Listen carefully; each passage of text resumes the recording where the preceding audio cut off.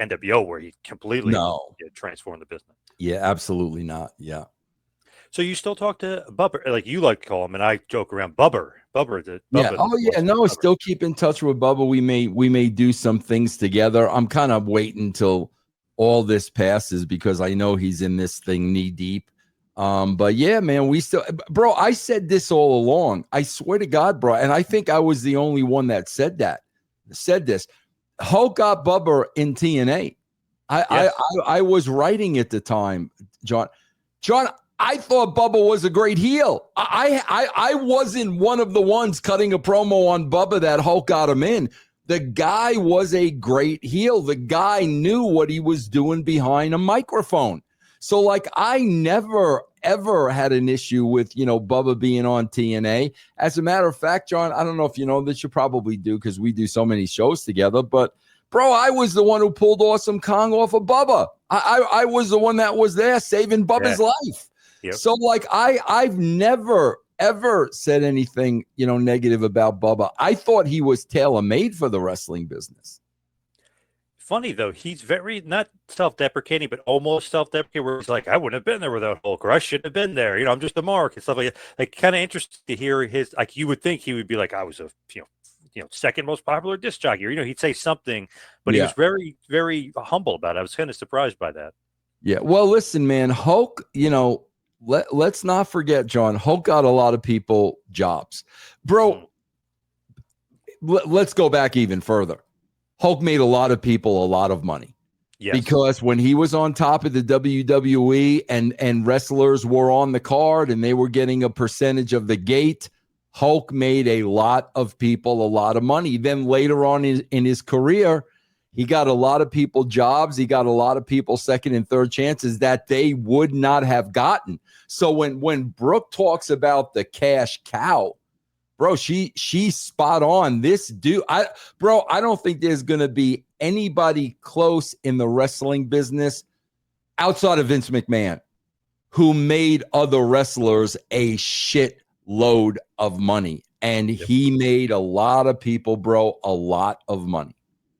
See, Jake the Snake Roberts says it so well, and not that he's buddies with Hogan at all, and they're friendly with him. He said whenever Hulk took card, he made more money, and he said the people that didn't work with him, Bobby the Brain Heenan said the same thing. People that didn't work with him were mad at him because they didn't work with him because they didn't make more money. And Jake himself said we had a 3-match program, and that maybe Jake was getting too much cheers, or Vince didn't like the way maybe Jake got a pop. He shouldn't have gotten a pop. Obviously he's got to keep the Hogan train going. Not sure how true that is, but basically it was cut off after the 3 matches. And Jake was so mad. He goes, man, he just cost me Vince, meaning it just cost me $100,000 per show that I would have made more than so he was upset that he didn't work with Hogan. Yeah, absolutely. So he's super honest about it. Basically, I wanted to work with the guy. I want to make more money. Yeah, because, bro, that's what wrestling was about back then. Making money. That's what it was about. And the wrestlers knew. I mean, I've talked to Al Snow about this, so many times. They knew if they were on Hogan's card, they were going to make money. And they were very, very, very grateful, to Hulk Hogan. Then you got the other side of the coin, though, John, with the Jessies and the unions and all that stuff. But again, at the end of the day, man, bro, I was saying this, John, when he was alive. And John, come on, you and I have done enough shows together. I never said anything negative about Hulk. I would not be in the business if it was for Hulk Hogan. And I said that in the very first book I wrote. So pull no punches about it. And I say this all the time too about Hulk Hogan, man. Bro, like any other wrestler, he was trying to protect his spot.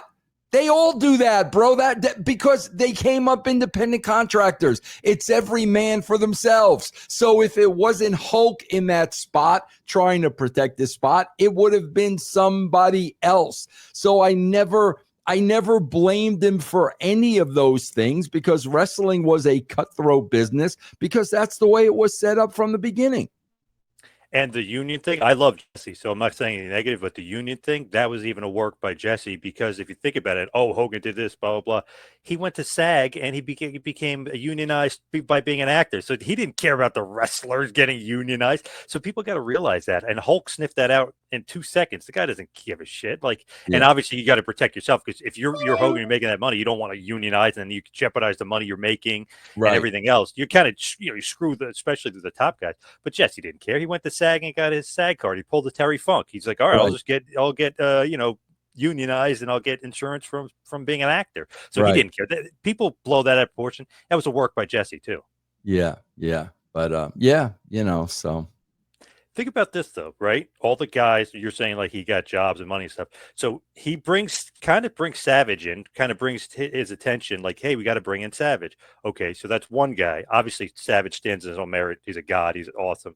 But he sees Bundy, brings Bundy over. Our buddy Bundy, he was saying, Bundy told me, he goes, man, I owe Hulk so much, and blah, blah. He goes, God made me so much money. He got me a push, got me a WrestleMania main event. I got this much more money. He was talking about, Hogan helped him.